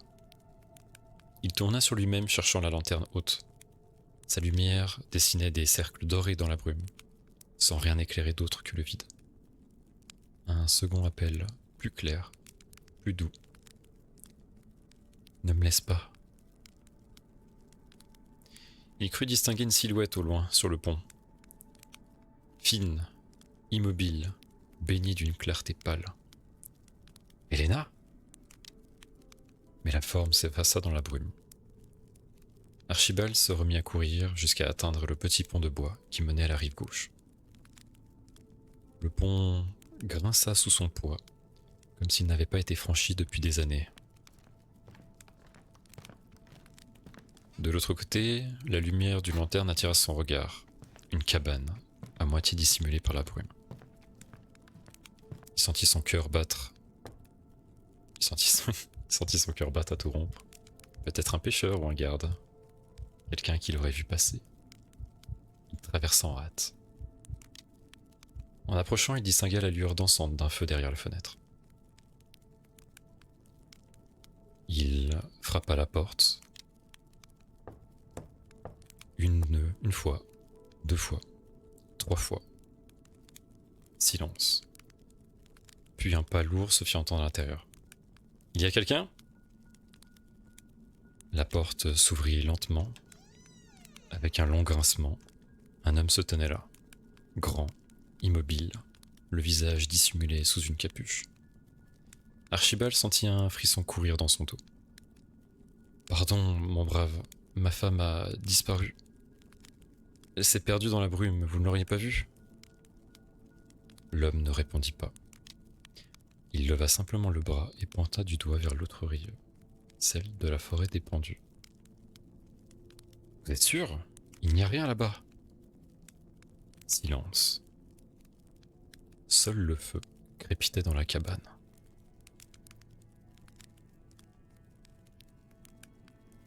Je dois la rejoindre, aidez-moi à traverser. L'homme répondit d'une voix lente et grave, déformée par un souffle rauque. 10 écus d'or. Quoi? S'exclama Archibald, surpris. 10 écus pour traverser, insista l'homme. Archibald le fixa, hébété. 10 écus, vous plaisantez? L'homme répondit d'une voix glaciale. Ceux qui traversent n'ont plus rien à perdre. 5 alors, et 2 de plus à mon retour. Tenta de négocier Archibald. L'homme se mit à rire, puis lui répondit. Il n'y a pas de retour. Archibald recula d'un pas en grognant, puis céda. Il suivit alors l'homme sans un bruit jusqu'à une barque au bord de la rive. Montez, dit le passeur. Ce qu'il fit, il se retourna une dernière fois vers la cabane. La flamme dans la fenêtre venait de s'éteindre. Il sentit un vertige, puis le silence. Seul restait le bruit des rames qui fendaient l'eau noire. La traversée lui sembla durer une éternité. Le fleuve, hors d'ordinaire paisible, paraissait sans fin. À chaque coup de rame, la brume se renfermait sur eux comme une bouche. Archibald n'osait pas parler. Le passeur ramait en silence, sa capuche basse sur le visage. Seule la flamme tremblante de la lanterne accrochée à la proue éclairait la nappe d'eau devant eux. « Nous approchons » demanda Archibald d'une voix tremblante. Pas de réponse. Il voulut se retourner vers l'autre rive, mais ne vit plus rien derrière eux. La cabane, le pont, même la lueur du village avait disparu. Tout n'était plus que brume et silence. Il croyait apercevoir de très légères formes blanchâtres dans l'eau, mais ça devait être son imagination. Le passeur ne semblait pas perturbé. En relevant la tête, Archibald vit d'autres formes suspendues au-dessus de l'eau.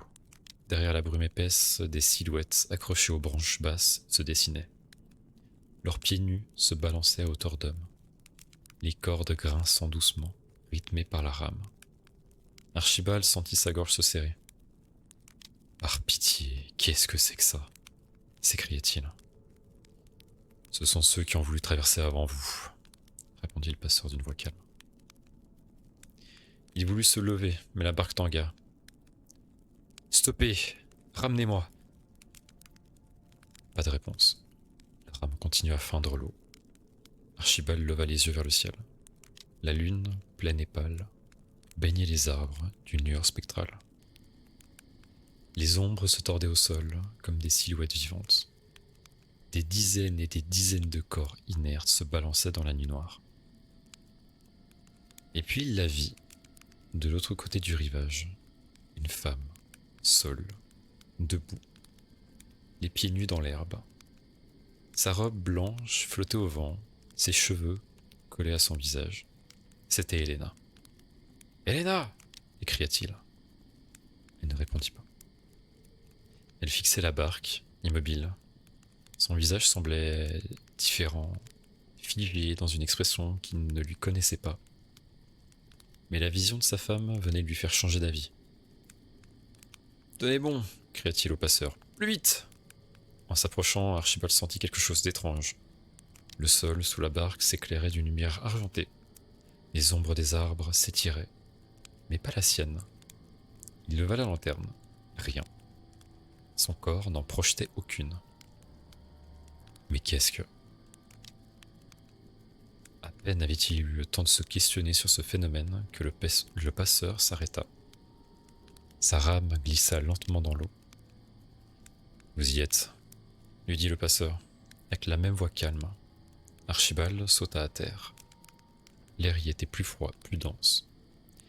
Chaque inspiration lui brûlait les poumons. Devant lui, Helena s'éloignait lentement. S'enfonçant entre les arbres, il appela sa bien-aimée. « Elena, attends !» Puis il se mit à courir en sa direction. Mais plus il avançait, plus la silhouette semblait s'éloigner. Et à chaque pas, une corde grinçait au-dessus de sa tête. Il s'arrêta, haletant.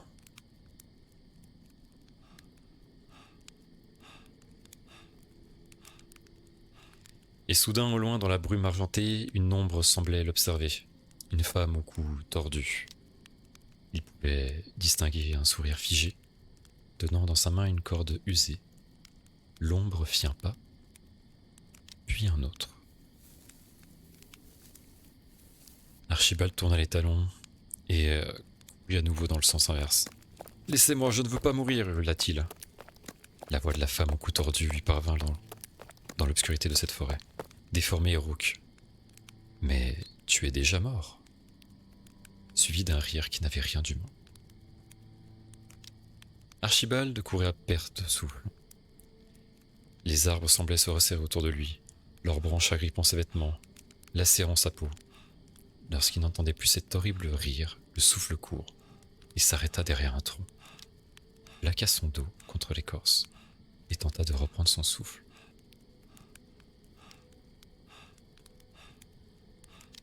Il ferma les yeux. Il n'entendit plus rien, si ce n'est le silence oppressant de la forêt et ces maudits corbeaux. Pas un pas, pas un souffle. Peut-être l'avait-il semé. Il se risquait à jeter un œil de l'autre côté de l'arbre. Personne. Il voulut avancer, mais quelque chose se resserra soudain autour de son cou. Il porta les mains à sa gorge, tira de toutes ses forces, mais la pression augmentait. Ses pieds quittèrent le sol. Une voix se fit entendre au-dessus de lui. « Je t'ai eu !» Il tenta de crier, mais aucun son ne sortit. Son regard se leva vers le ciel. Au-dessus de lui, suspendue entre les branches, la silhouette de la femme.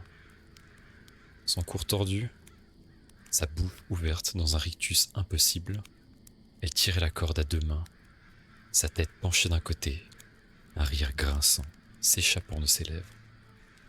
Archibald agrippa le tronc à portée de main, ses doigts s'enfonçaient dans l'écorce. Il tenta de se hisser et de soulager la tension. La corde cédait à peine. Chaque mouvement lui arrachait la gorge. Dans un ultime effort, il parvint à attraper la branche et à glisser ses doigts entre le nœud. Le chanvre râpa sa peau, pas ses doigts, mais il tira encore et encore, jusqu'à sentir la corde se desserrer. D'un coup, elle céda. Il tomba lourdement au sol. Il resta un moment immobile, les mains sur sa gorge, le souffle court. Autour de lui, la forêt s'était tue. Même le vent avait disparu. Il se redressa, la tête tournante, la peau à vif. Là-haut, la corde pendait toujours, balançant lentement dans le vide. Mais la femme, elle, n'était plus là. Archibald recula, puis s'élança de nouveau dans la forêt. Il ne savait plus où aller. Il seulement qu'il devait fuir à tout prix. Alors, il se remit à courir vers la rivière.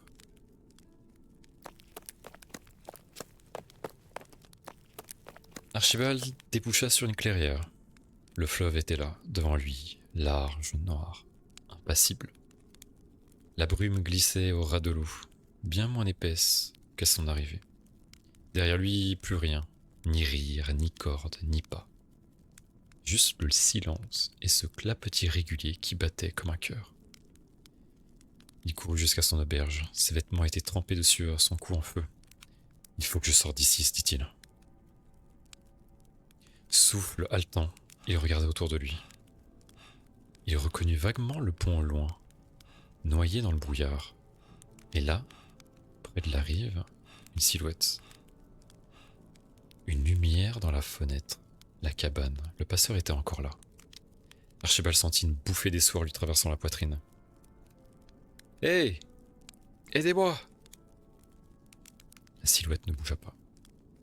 Il crut distinguer derrière la vitre la forme de l'homme, immobile, la tête tournée vers lui. « Vous m'entendez ?» Pas le temps d'attendre. Il retira sa veste et se jeta dans le fleuve. L'eau était glacée, plus lourde que la pierre. Chaque mouvement lui coûtait une douleur atroce. Il avançait à peine, la lanterne dans la bouche, tirant des bras pour rejoindre l'autre rive. Mais plus il nageait, plus le courant semblait le repousser. Ses muscles se raidissaient, ses poumons brûlaient. Il hurla. Mais son cri se perdit dans la brume. Il n'eut pas le temps de crier à l'aide qu'il avait déjà la tête sous l'eau. Quelque chose venait d'agripper sa cheville. Il tira d'un coup sec, sans succès. La main qui venait de l'agripper remonta lentement, roide, glissant contre sa peau. Il plongea un instant la tête sous l'eau pour voir, et il la vit. Le visage d'Eleana, livide, les yeux ouverts, l'eau s'échappant de sa bouche. « Non, non, ce n'est pas toi, » se dit-il. Elle tira plus fort. Une corde s'enroulait déjà autour de sa jambe. Archibald frappa dans l'eau, hurla, tenta de le repousser, mais son visage se déformait à chaque éclaboussure. Il n'était plus certain de reconnaître sa femme. La corde remonta le long de son corps, s'enroula autour de sa taille, puis de son cou. Il tenta d'attraper quelque chose, mais ses doigts glissèrent sur la vase. Eleana, ou s'il croyait être elle, la fixait sans un mot, les lèvres entr'ouvertes. Puis elle tira d'un geste sec. L'eau se referma sur lui. Tout devint noir. Au matin, on retrouva son corps accroché au premier arbre de la rive, à la place exacte où jadis on avait pendu la sorcière. Sa peau portait la marque de chanvre et ses yeux, grands ouverts, semblaient regarder encore vers le ciel. Sur son front ruisselant de sang, avait été gravé « Pardonner ».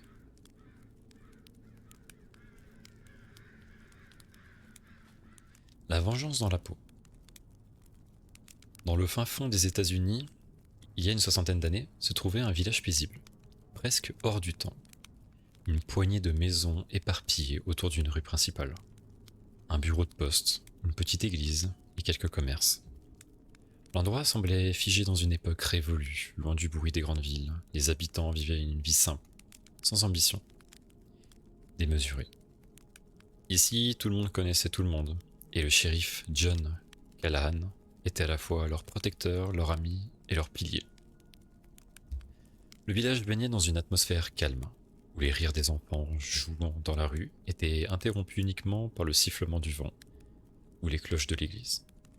Mais derrière cette façade idyllique se cachait un mal plus profond, une ombre qui rôdait sans être vue, et cette nuit-là, le village allait perdre son innocence. Mary Callahan, la femme du shérif, était seule chez elle, comme presque chaque soir. John avait pour habitude de rentrer tard. Ses rondes l'occupaient souvent jusqu'à 18 ou 19 heures, voire même bien plus tard. Marie était enceinte de 4 mois, et ses traits rayonnants faisaient d'elle la femme la plus belle du village selon beaucoup. Certains disaient même qu'elle illuminait chaque endroit où elle allait. Mais cette nuit-là, Marie était nerveuse, sans réelle raison. Elle passait son temps entre le salon et la cuisine, regardant par la fenêtre pour guetter les phares de la voiture de John. Le vent s'était levé et faisait danser les branches des arbres dehors, projetant des ombres sur les murs du salon. Marie, essayant de se distraire, posa une tasse de thé sur la table basse et s'installa dans le fauteuil pour bouquiner un peu. Mais à cet instant précis, quelque chose attira son attention. Dans un coin de la fenêtre, juste à la limite de son champ de vision, elle aperçut un mouvement, une ombre fugace, rapide, presque imperceptible, traversa le jardin. Marie se redressa brusquement, son cœur battant la chamade. Elle se leva et s'approcha lentement de la fenêtre. Rien, seulement la nuit, le vent et les arbres. Mais elle ne pouvait ignorer ce qu'elle avait vu. Il n'était pas rare que des animaux se rapprochent du village la nuit. Par précaution, elle décida de verrouiller tout de même toutes les portes et fenêtres. Elle commença par celle du rez-de-chaussée, ses mains tremblant légèrement, manipulant les verrous.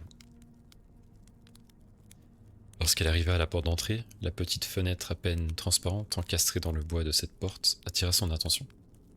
Elle se pencha pour la fermer, mais à travers la vitre, elle aperçut un visage. Une silhouette floue, presque pressée contre la fenêtre, la fixait. Marie recula d'un bond, la main sur sa poitrine, mais en une fraction de seconde, le visage disparut, comme si l'intrus avait su qu'il avait été vu. Marie, désormais paniquée, tenta de garder son calme, mais elle attrapa le combiné du téléphone pour appeler John. Mais la ligne était morte. Le silence qui suivit sembla peser lourdement dans la maison. Ne sachant plus quoi faire, Marie monta à l'étage. Elle verrouilla la porte de la chambre avant de se cacher dans le placard. Assise dans l'obscurité, elle serrait son ventre arrondi, essayant de se convaincre qu'elle avait imaginé les événements. Mais alors qu'elle reprenait son souffle, un bruit glacial brisa le silence, celui d'une vitre éclatée. Le bruit provenait du rez-de-chaussée. Quelqu'un était entré. Des pas lourds résonnèrent sur le parquet, avançant lentement.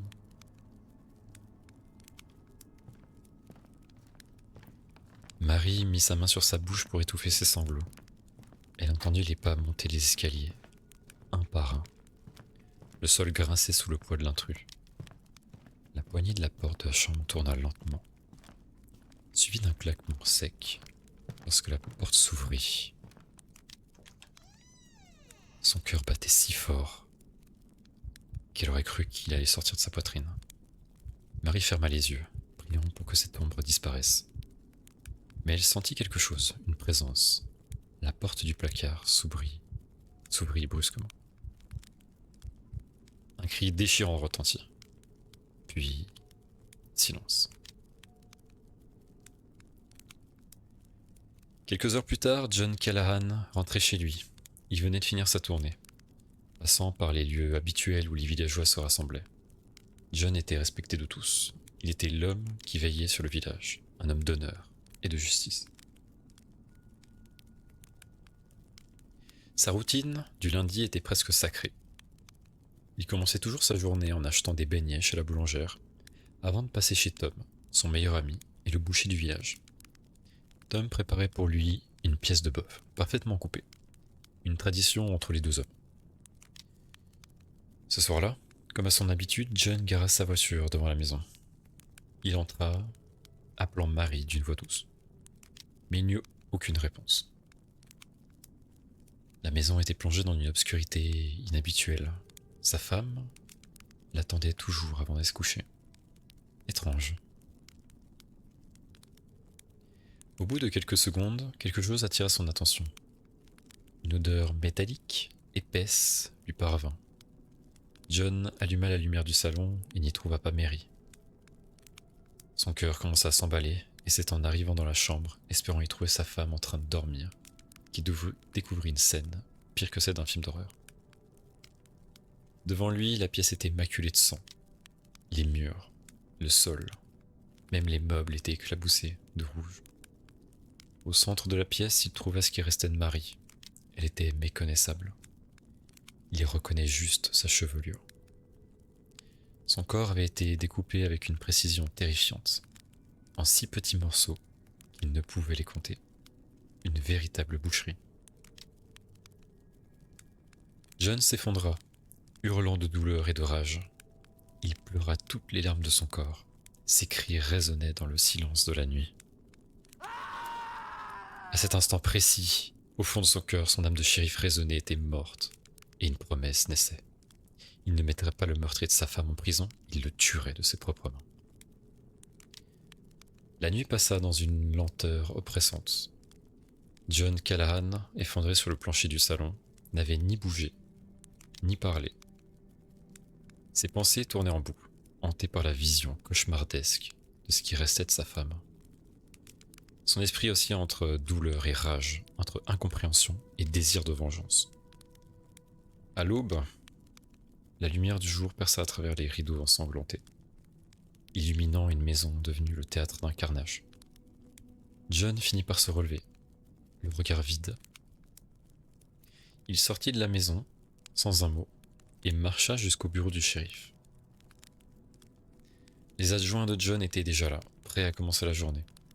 Ils furent stupéfaits de voir leur chef entrer, l'air hagard, les vêtements encore tachés de sang. John ne leur laissa pas le temps de poser des questions. « Marie est morte, et je veux que vous trouviez qui a fait ça, immédiatement. » Le ton de John était glacial, autoritaire. Ces hommes n'avaient jamais vu leur shérif dans cet état. Ils comprirent que l'affaire devait être prise avec le plus grand sérieux. L'équipe du shérif se rendit sur place, inspectant minutieusement la maison. Le carnage était tel que plusieurs adjoints durent sortir pour reprendre leur souffle. Mais ce fut près de la rivière, à quelques centaines de mètres de la maison, qu'ils firent une découverte capitale. Un couteau. Pas n'importe quel couteau. Une lame longue et aiguisée, bien entretenue, comme celle qu'utilisent les bouchers pour découper la viande. Les adjoints apportèrent l'arme à John, qui la reconnut immédiatement. Le couteau appartenait à Tom, son meilleur ami, le seul boucher du village. Une colère sourde monta en lui. Il voulait croire que ce n'était qu'une coïncidence, mais au fond, tout semblait pointer dans une direction. Tom. John n'attendit pas. Accompagné de deux de ses hommes, il se rendit directement à l'atelier de Tom. Le boucher était en train de ranger ses étals lorsqu'il vit arriver son vieil ami. Un sourire éclaira son visage, mais il s'effaça rapidement en voyant l'expression glaciale de John. « Eh bien, mon vieux, que se passe-t-il? T'es venu chercher ta pièce de veuf plutôt que d'habitude ?» John serra les poings, tremblant de rage. Il planta ses yeux dans ceux de Tom, cherchant la moindre trace de culpabilité. Marie est morte. Quoi? Mais comment? Assassinée, découpée en morceaux. Et devine quoi, Tom? On a retrouvé ton couteau près de la rivière. Tom recula d'un pas, choqué. Il balbutia des mots incohérents, niant tout lien avec ce crime atroce. Mais pour John, cela ne faisait aucun doute. Dans un excès de colère, John attrapa Tom par le col et le plaqua contre le mur de l'atelier. Ses adjoints durent intervenir pour les séparer. La colère de John éclata dans un cri. « Comment as-tu pu? Marie était comme une sœur pour toi. »« John, je te jure, je n'ai rien fait. Je ne sais pas comment ce couteau s'est retrouvé là. Mais ce n'est pas moi. » Les protestations de Tom furent ignorées. John ordonna qu'il soit menotté et conduit au bureau du shérif. Les villageois, attirés par le tumulte, observèrent la scène avec stupeur. Tom, le boucher respecté, traînait comme un vulgaire criminel. Les murmures se propagèrent comme une traînée de poudre. Cette nuit-là, John était seul chez lui. Les souvenirs de Marie le hantaient à chaque instant. Il s'assit à la table de la cuisine, les mains tremblantes. Devant lui, une assiette contenant la pièce de bœuf qu'il avait achetée chez Tom le matin même du meurtre. Il hésita. Devrait-il manger? Ce dernier souvenir de son meilleur ami semblait lourd de symbolisme. Mais son estomac vide et son esprit embrumé par le chagrin l'emportèrent. Il prit une bouchée, mais alors qu'il levait la tête, son cœur manqua un battement. Face à lui, assis à sa table, un homme venait d'apparaître. L'homme portait un masque fait de peau humaine. Sur son visage, les yeux inanimés de Marie semblaient le fixer. Dans sa main droite, un revolver pointé sur John, sur son tablier blanc immaculé de taches de sang séché. « Bonsoir, shérif. J'espère que le repas est à ton goût. » John resta pétrifié, sa colère montant en lui, comme une vague brûlante. Il voulut saisir l'arme cachée sous la table, mais l'homme le devança. « Pour qui me prends-tu? Crois-tu vraiment que je serais venu chez le shérif de ce village sans prendre mes précautions. Maintenant, assieds-toi et mange. Tandis que John obéissait, l'homme enleva le masque, dévoilant un visage marqué par une haine profonde. Un shérif aussi expérimenté que toi, tu as vraiment cru qu'un meurtrier jetterait son arme si près de la scène de crime? Mon père n'a rien fait, c'était moi. Et grâce à toi, il est derrière les barreaux. L'homme qui se révéla être le fils du boucher éclata d'un rire froid. Maintenant que mon père est hors du tableau, je vais reprendre tranquillement son affaire. Et au fait, ce que tu manges, shérif, c'est ta femme. John recula brusquement, l'assiette tombant de ses mains. Il vomit violemment, secoué par une horreur indescriptible.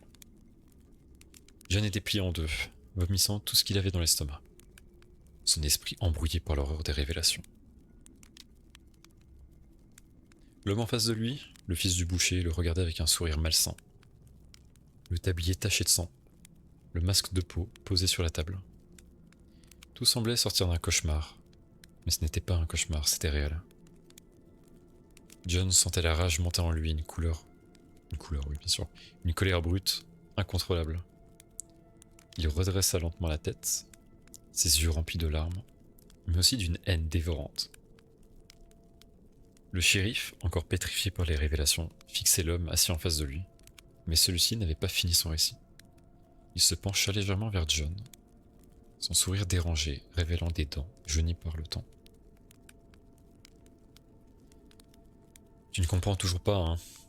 Tu crois que je suis juste un pauvre fou qui a craqué parce qu'il était jaloux? Non, John. Ça, c'est ce que les gens comme toi aiment croire. Mais ma haine, elle est bien plus ancienne que ça. Elle remonte à bien avant que tu débarques dans ces villages avec ta femme parfaite. John fronça les sourcils, la colère et la confusion se mêlant à son regard.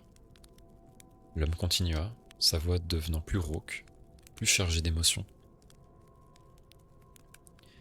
Mon père, c'est un lâche, un homme faible. Il a toujours tout accepté, tout sacrifié pour le respect des autres. Il disait toujours que le village devait passer avant nous, avant notre famille, même après ce que vous avez fait. De quoi parles-tu? De ta foutue justice? L'homme reprit son souffle, les mains tremblantes, serrant son revolver. Tu te souviens de cette affaire il y a 10 ans? Cette famille qui a été massacrée dans leur ferme à la lisière du village. Une mère, un père et un petit garçon de 7 ans. Tu as arrêté un vagabond, un type qui avait le malheur de passer par là au mauvais moment. Tu l'as pendu, John, devant tout le village, comme si ça suffisait pour laver le sang. John sentit son estomac se nouer. Des souvenirs remontaient, une vieille affaire brutale, sanglante, mais close depuis longtemps. Tu te souviens de leur nom? Non? Eh bien moi je m'en souviens, parce que ce petit garçon, celui que tout le monde croyait mort, c'était moi. Et j'ai vu mes parents se faire découper comme des animaux. Et toi, tu n'as jamais cherché à comprendre. Tu avais ton coupable, et le village avait sa paix. John sentit une sueur froide couler le long de son dos. Les paroles de l'homme résonnaient dans son esprit. Était-ce vrai? Avait-il commis une erreur si grave, une injustice si irréparable? Alors j'ai attendu, pendant des années. J'ai regardé ce village m'oublier, oublier ma famille. Ce putain de boucher m'a adopté et m'a offert une vie qui n'était pas la mienne. Une vie de merde. Et toi, tu étais là, à te pavaner comme un héros. Mais moi, je n'oubliais rien. Chaque jour, chaque nuit, je me disais qu'un jour je te ferais payer. Et quand j'ai vu cette femme parfaite, enceinte de ton enfant, je savais exactement comment te briser. L'homme éclata d'un rire nerveux, presque hystérique. Il se leva, pointant le revolver sur le front de John. Tu sais, je ne voulais pas simplement te tuer, c'était trop facile. Non, je voulais que tu ressentes ce que j'ai ressenti, que tu perdes tout, que tu sois consumé par la haine comme moi. Dans un élan de rage, John retourna brutalement la table, projetant l'homme en arrière. Le revolver glissa sur le sol, hors de portée. John se jeta sur l'homme, ses poings s'abattant avec une violence inouïe. Chaque coup était chargé de douleur, de rage, de vengeance. Il ne voyait plus qu'un ennemi, un monstre qui avait détruit sa vie. « Tu as tué ma femme, tu as tué mon enfant !» Les hurlements de John résonnaient dans la maison, mêlés aux gémissements étouffés de l'homme. Mais John ne s'arrêtait pas. Ses poings continuaient de frapper, même lorsque le visage de son adversaire devint méconnaissable, même lorsque le corps cessa de bouger. Lorsque John s'arrêta enfin, il était couvert de sang. Ses mains étaient mutilées, ses phalanges brisées. Il recula lentement, regardant le corps inerte devant lui. Ce n'était plus un homme, c'était une masse informe, écrasée par une violence aveugle. John s'effondra sur le sol, le regard vide, ses larmes se mêlant au sang qui ruisselait sur son visage.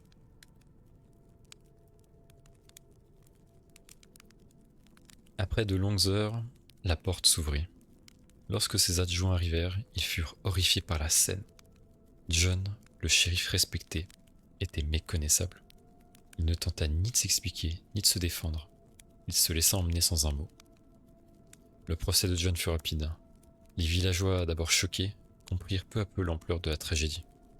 Certains le virent comme un monstre, d'autres comme une victime d'un destin cruel. Quoi qu'il en soit, John Callahan fut condamné à la prison à perpétuité. Quelques semaines après son incarcération, John fut retrouvé pendu dans sa cellule. Il laissa derrière lui un village brisé, une maison abandonnée et une légende macabre qui hanterait les habitants pour des générations.